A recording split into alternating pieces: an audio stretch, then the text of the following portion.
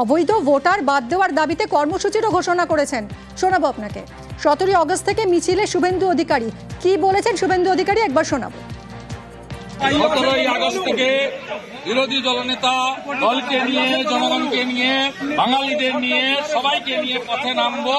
রোহিঙ্গা এবং বাংলাদেশি মুসলমান মুক্ত পশ্চিমবঙ্গ চাই। ডক্টর শ্যামা প্রসাদ মুখার্জি দিয়ে গেছিলেন বাঙালি হিন্দুদের হোমল্যান্ড, তাকে রক্ষা করবই। অরূপবাবু, আপনি তো শুনলেন, কি প্রতিক্রিয়া? বৈধ বাংলাদেশি ভোটারের বিরুদ্ধে তো আন্দোলন করতে পারে, সে করুক না, কিন্তু যারা বাংলা ভাষায় কথা বলে, বাংলা ভাষায় কথা বললে বাংলাদেশি বলে অত্যাচার করছে, তারপরে বাংলাদেশে পাঠিয়ে দিচ্ছে গায়ের জোরে, এবং পরে স্বীকার করতে হচ্ছে তারা ভারতবর্ষের নাগরিক। এই অসভ্য বর্বরের দল বিজেপি, শুভেন্দু অধিকারী একদিনের জন্য একটা মুখ করেছে, উচ্চবাচ্য করেছে। এরা ভোটের জন্য বাঙালির সাথে যারা এই অসভ্যতাম করে, সেই অসভ্যতামকে এন্ডোর্স করছে। এরপর আশা করে বাংলার মানুষ ওদের পাশে থাকবে। এই শুভেন্দু অধিকারী কান খোলা করে শুনে রাখুন। ও নিজে লিডার অফ অপোজিশন, ও নদিয়ার বিধায়ক অসীম সরকার, তার বাড়ি কোথায়? বাংলাদেশ। দেশের মন্ত্রী ছিল, স্বরাষ্ট্র দপ্তরের প্রতিমন্ত্রী নিশীথ প্রামাণিক, তার বাড়ি কোথায়? বাংলাদেশি অনুপ্রবেশকারী বিজেপি বলেছিল, আমরা বলি।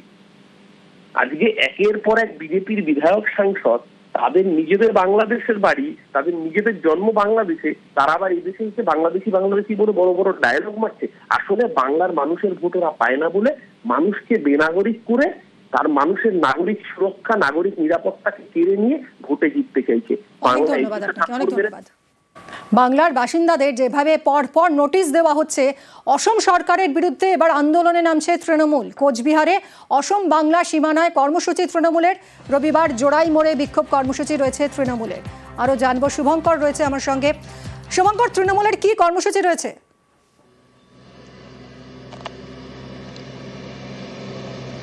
দেখো, তোমাকে জানিয়ে রাখি যে গত বেশ কিছুদিন ধরেই দেখা যাচ্ছে যে কোচবিহার এবং ফালাকাটার বাসিন্দাদের অসম সরকারের পক্ষ থেকে ফরেনার্স ট্রাইব্যুনালের নোটিশ পাঠানো হয়েছে। এ নিয়ে একটা বাসিন্দাদের মধ্যে আতঙ্ক তৈরি হয়েছে।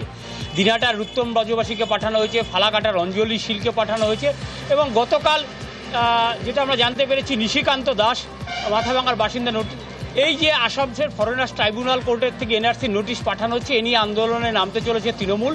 অসম বাংলা সীমান্তের যে অসম গেট রয়েছে, প্রবেশপথ, অসম সীমান্তের প্রবেশপথ, জাতীয় সড়ক, সেখানেই রীতিমতো সভামঞ্চ তৈরি করে আগামীকাল বিকেলে আন্দোলনের কর্মসূচি নিয়েছে তৃণমূল। সেখানে প্রতিবাদ সভা হবে, বিক্ষোভ কর্মসূচি নেওয়া হয়েছে কোচবিহার জেলা তৃণমূলের পক্ষ থেকে। আগামীকাল বিকেল 3টে থেকে 5টা পর্যন্ত এই কর্মসূচি সেখানে পালন করা হবে। সেখানে কোচবিহার জেলার একটা বড় অংশের তৃণমূলের নেতাকর্মীরা হাজির থাকবেন। সেখান থেকে অসম সরকারের বিরুদ্ধে প্রতিবাদে সামিল হবেন কোচবিহার জেলা তৃণমূল নেতৃত্ব। মিমি, ধন্যবাদ শুভঙ্কর। তুফানগঞ্জ এবং আসাম সীমান্তে জোড়াই মোড়ের পরে আসাম গেটের সম্মুখে আমরা এখানে অবস্থান, বিক্ষোভ এবং প্রতিবাদ মিছিল আমাদের সংগঠিত হবে। আসাম সরকারকে আমরা এই বার্তা দিতে চাই যে আসামের অভ্যন্তরে বাঙালিদেরকে যেভাবে হেনস্থা করা হচ্ছে ভাষার ভিত্তিতে, এটা আমরা গভীর চক্রান্ত দেখতে পাচ্ছি। এটা যুক্তরাষ্ট্রীয় পরিকাঠামোর পরিপন্থী। 27-এর পর থেকে প্রত্যেকটি শনিবার এবং রবিবার প্রত্যেকটা ব্লকে, অঞ্চলে এবং শহরের ক্ষেত্রে ওয়ার্ডে এটা রোটেশনালি এই কর্মসূচিগুলো চলবে। বাংলার বাসিন্দাদের এনআরসি নোটিশ অসমের, আর এরই প্রতিবাদে পথে জেলা তৃণমূল কংগ্রেস। আগামী মঙ্গলবার আলিপুরদুয়ারের জটেশ্বরে মহামিছিল। ফালাকাটা গ্রামীণ ব্লক তৃণমূলের সিদ্ধান্ত, ফালাকাটার অঞ্জলি শীলকে এনআরসি নোটিশ পাঠিয়েছে অসম, আর অঞ্জলির পাশে থাকার বার্তা তৃণমূল কংগ্রেসের। ডকুমেন্টস আমি কারো হাতে কেন দেব? তাদের যদি দরকার হয় পুলিশের, তিনি আমার বাড়িতে এসে নিজের সামনে এসে জিনিস নিয়ে যাবে। আপনার জন্ম আসামে? হ্যাঁ, আমার জন্ম আসামে। আমার বাবা আছেন, ভাই আছে, ওদের এনআরসি হয়ে গেছে। হ্যাঁ, আমার 35 বছর হয়ে গেল। আমি 20 বছর থেকে এখানে ভোট দেই। আমি এখানকার ভোটার, আমার এখানকার ডকুমেন্টস সব আছে। চিন্তা কি? চিন্তার কোনো বিষয় নাই তো। আমি কোনো চিন্তা করতেছি না, কোনো ভয় পাচ্ছি না, আমি ভীতু না যে আমি মুখোমুখি দাঁড়াইতে পারবো না। আমার এইটাই প্রশ্ন যে আমার এখন মুখোমুখি দাঁড়িয়ে তাদের সঙ্গে লড়াই করতে হবে যে আমার এই কাগজটা আদেও সত্যি কি মিথ্যা, এটা এখনো আমি প্রমাণ করতে পারিনি।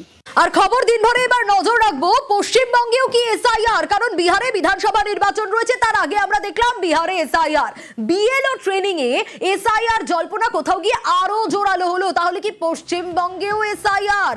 আজ বুথ লেভেল অফিসারদের নিয়ে প্রশিক্ষণে সিইও। এসআইআর এ কি করতে হবে সেই সংক্রান্ত গাইডলাইনও রয়েছে।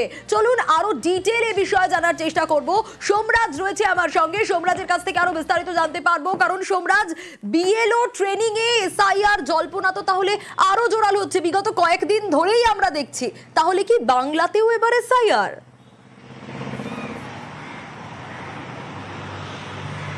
দেখো, সেই জল্পনাই তো রয়েছে। তার কারণ তুমি সম্প্রতি যদি দেখো, বুথ লেভেল অফিসারদের অতিরিক্ত ভাতা দেওয়ার ঘোষণা জাতীয় নির্বাচন কমিশন করেছে।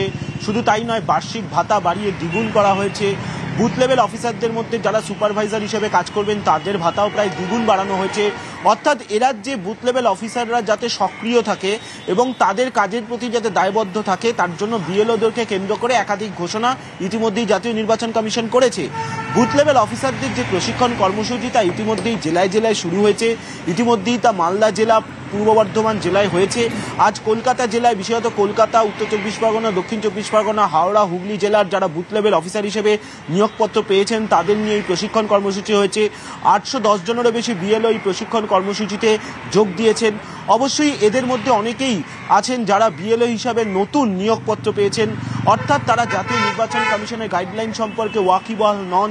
তাদেরকে জাতীয় নির্বাচন কমিশনের যে গাইডলাইনগুলি রয়েছে, নির্বাচন কমিশনের বিভিন্ন কর্মসূচিকে কেন্দ্র করে, সে তুমি এসআইআরই বলো বা ইলেকটোরাল রোল রিভিশনই বলো, জাতীয় নির্বাচন কমিশনের যে বিভিন্ন যে কর্মসূচিগুলি থাকে সেই কর্মসূচিগুলোতে কি কি কাজ করতে হবে বিএলওদের, তার কারণ বুথ লেভেল অফিসারদেরই সবথেকে গুরুত্বপূর্ণ ভূমিকা থাকে ভোটার তালিকায় নাম তোলা এবং ভোটার তালিকা থেকে নাম বাদ দেওয়া। স্পেশাল ইন্টেন্সিভ রিভিশন হলে যদি এ রাজ্যে হয় তাহলে সেক্ষেত্রেও বিএলওদের গুরুত্বপূর্ণ ভূমিকা থাকবে, বিশেষ করে ভোটার তালিকায় নাম তোলা বা ভোটার তালিকা থেকে নাম বাদ দেওয়া নিয়ে। আর সেই জন্যই আজকে বুথ লেভেল অফিসারদের যে প্রশিক্ষণ কর্মসূচি কলকাতাতে করা হয়েছে, সেখানে মূলত জাতীয় নির্বাচন কমিশনের যে বিভিন্ন কর্মসূচি রয়েছে সেই কর্মসূচিগুলি সম্পর্কেও যেমন তাদেরকে জানানো হয়েছে, তেমনি এসআইআর অর্থাৎ স্পেশাল ইন্টেন্সিভ রিভিশন সম্পর্কেও তাদেরকে ঠিক এই জায়গা থেকেই সোমরাজ, যেটা তুমি বলছিলে যে আজকে কোথাও গিয়ে যখন নজরুল মঞ্চেও এই প্রশিক্ষণ দেওয়া হচ্ছে, যেখানে এসআইআর এর প্রশিক্ষণ হচ্ছে, তার মানে যে কোনো সময় আমাদের রাজ্যে আগামী বছরে বিধানসভা নির্বাচন রয়েছে, তাহলে যে কোনো সময় আমাদের রাজ্যেও শুরু হয়ে যেতে পারে এসআইআর।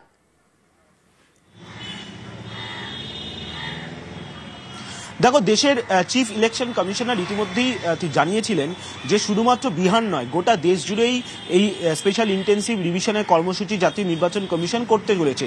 অবশ্যই এ রাজ্যের ক্ষেত্রে স্পেশাল ইন্টেন্সিভ রিভিশন খুব গুরুত্বপূর্ণ, তার কারণ 2026-এর বিধানসভা নির্বাচন রয়েছে।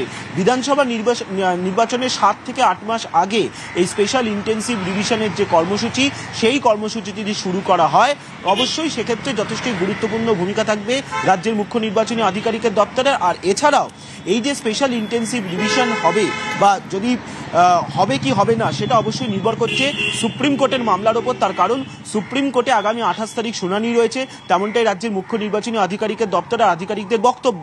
28 তারিখের শুনানির ওপর নির্ভর করবে এসআইআর এর ভবিষ্যৎ এ রাজ্যে হবে নাকি।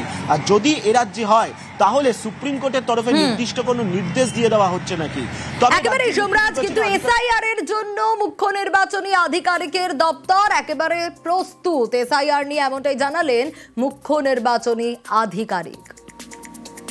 এসআইআর তো যেটা আজ আমি বললাম কি এসআইআর তো হতেই পারে, ফিউচারে হতেই পারে, তো যে আপনার ট্রেনিং তো পরে পরে হবে না। আর কন্ডাক্ট অফ ইলেকশন আছে, ওটা তো হবে 6-8 মাস পরে। তো আমরা গোটা সিলেবাস একবারই করাবো না, যেটা আছে এসআইআর পার্টটা এবারই করি। এসআইআর যে আছে প্রত্যেক জিনিস আমরা টাচ করছি। সিইওর বক্তব্য শুনলেন, কিন্তু বাংলায় এসআইআর জল্পনায় রাজনীতির তরজা তুঙ্গে। নির্বাচন কমিশন তো চলে নির্বাচনের ম্যানুয়াল, ভারতবর্ষের যে আইন সেসব মেনে। আজকে হঠাৎ একদিন নতুন করে সব তো পাল্টে দিতে পারেন না। যে ম্যান্ডেট ছিল যে যেন একজনও লোক বাদ না যায় যে ভোট দেওয়ার অধিকারী, আর এখানে এসে বলছে সবাইকে বাদ দেবো, তা তো হতে পারে না। নতুন করে তারা বলছে আমরা আধার মানবো না। আর নির্বাচন কমিশনের গেজেট নোটিফিকেশন আছে যে আধার সংযুক্ত করতে হবে, আজকে নতুন করে চেঞ্জ করে দেবেন। নির্বাচন কমিশন একটি স্বশাসিত সংস্থা, এখানে এদের বিরোধিতা করা, এদের পক্ষে থাকা ইত্যাদি কোনো বিষয় নেই।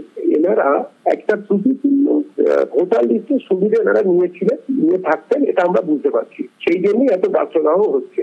যারা মারা গেছেন মৃত, যারা অন্য রাজ্যে পাকাপাকি ভাবে চলে গেছেন, অন্য দেশ থেকে আমাদের দেশে লুকিয়ে চুরিয়ে এসে এখানকার নাগরিক হওয়ার চেষ্টা করছেন, এদেরকে ভোটার লিস্টে রাখা হবে কেন? এরা থাকবে কেন?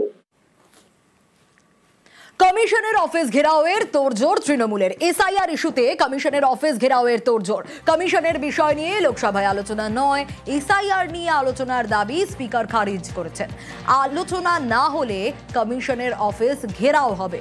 কমিশন অফিস ঘেরাওয়ের পরিকল্পনা তৃণমূলের। আগেই 21শে জুলাইয়ের মঞ্চ থেকেই এই হুঁশিয়ারি দিয়েছিলেন মমতা বন্দ্যোপাধ্যায়। हम इलेक्शन कमीशन को चेयर को रेस्पेक्ट करते हैं, लेकिन जैसे बिहार में 40 लाखों का ज्यादा आदमी को नाम निकाल दिया और बंगाल में भी करने वाला है, अगर करेगा तो घेराव कर्मसूची करेंगे, पूरा घेराव होगा, पूरा आंदोलन होगा। हम नाम काटने नहीं देंगे, हम नाम डालने नहीं देंगे डिटेंशन कैंप में।